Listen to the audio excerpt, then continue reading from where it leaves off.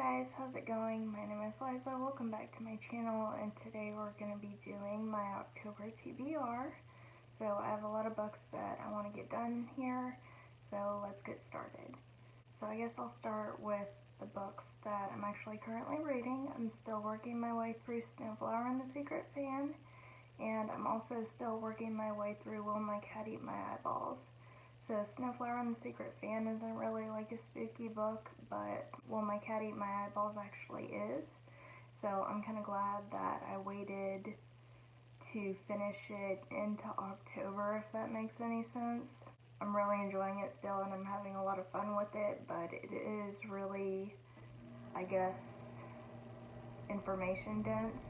And so because of that, I kind of want to listen to it slowly so that I can get all the information I can out of it. But I've still really been enjoying those two books. So now let's get started for the new books that I want to read this month. So the first book that I want to talk about is actually going to be a reread. And this is Through the Woods by Emily Carroll. And I try to make a point of reading this every year during Halloween because I love this book so much. Despite the fact that I think that I put it on Goodreads as a 4-star, it's actually really a 5-star book because I keep coming back to it every year. And my favorite thing about this book is definitely the artwork, but the stories in it are also really well done too. So I'm just like totally obsessed with the artwork. It's dark, it's creepy, but it also has a lot of feeling to it. So like you see a lot of blue tones, but the artist also uses a lot of red tones too, which I thought were really good.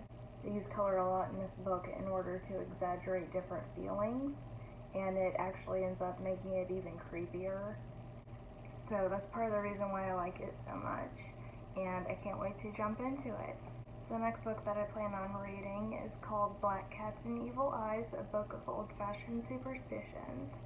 And I actually tried reading this last Halloween, and I got about halfway through it, and I really enjoyed it. And then when November came around, it was nonfiction November, so then I never ended up finishing it, which was a real bummer, despite the fact that I was actually really enjoying it. So this book focuses on different superstitions, and it explains the histories behind them. So like they have one on black cats, they have one on walking under a ladder, just different superstitions that have existed throughout the years. It really gives them a historical root and a history behind them so that you know why the superstitions are the way that they are and how they came to be. Okay, so I also put down a few audiobooks for my TBR this month. And the first one that I want to talk about is called American Witches, and I actually have this on Audible, and I thought it looked really interesting and would be really good for Halloween. So this book, I believe, is nonfiction, and it follows how witches have been perceived throughout history. Now, normally I'm not a massive nonfiction reader, but I find that I lean towards nonfiction a lot more when I have my Audible app. It just makes everything easier to listen to and for me to digest. So I thought that this would be a really good, kind of fun Halloween-y history lesson. I don't really know a lot about witches or their history other than maybe the Salem witch trials, and that's about the only thing that I really know about as far as like witches go, or even, you know, the Wiccan religion even. So I wanted to pick up this book and educate myself a little bit more, and I thought that it would be interesting to see how this book explains people's perception of witches and the kind of discrimination that they went up against and how misunderstandings happened because people were so afraid of them and everything. And so I thought that that would be kind of a fun little educational thing for me to go through and for me to read about, and what better time to do it than Halloween. Alright, so the next book that I want to talk about is called The Silent Patient, and this was actually a recommendation from my mom, and she recommended this to me about a year ago, and I never got around to it. I think I read like the first 10 minutes of it on Audible, and then I was like, I just dropped it for some reason. The very beginning of it was a little bit confusing because there were a lot of characters, but it's so highly rated and so many people have talked about it on YouTube that I feel like October would be a good opportunity for me to pick it up and read it. Okay, so the next book that I want to talk about is called The Getaway, and this is also an Audible book. It's about 2 hours long or so, and I've been really interested in reading it. I believe it's the story about a woman who's a campaign manager for somebody, and she ends up going on this like vacation trip, and she goes to this cabin, and a bunch of like really weird, eerie stuff starts happening to her.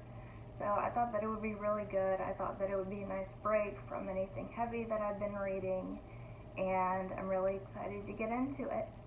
So the next two books I want to talk about are actually manga, and one of them is one that I've been reading from last month, and it's continuing on to this month, and that book is The One I Love by Clamp.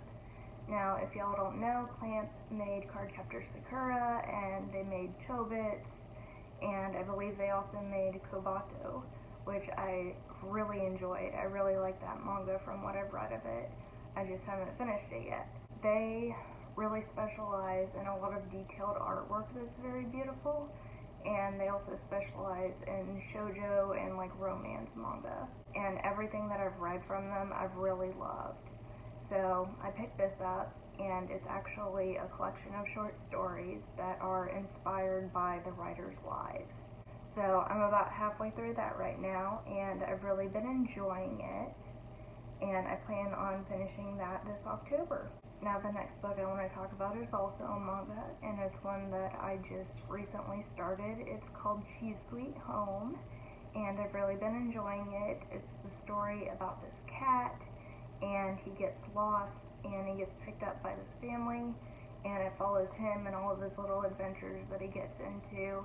It's really cute, it's really funny, it's really comical. I've been enjoying it a lot. It's definitely made for kids, but I've been having a lot of fun reading it because it's such a light read and it's so fun. Each chapter I think is about maybe like 10 pages, so it's really simple. The artwork is really cute. And so my game plan is to finish that this October as well, and maybe use it as a little bit of a buffer or a placeholder for when the scary books get a little bit too much for me. So that's it for my October TBR. I hope that you guys enjoyed it, and I'll see you guys next time. Bye!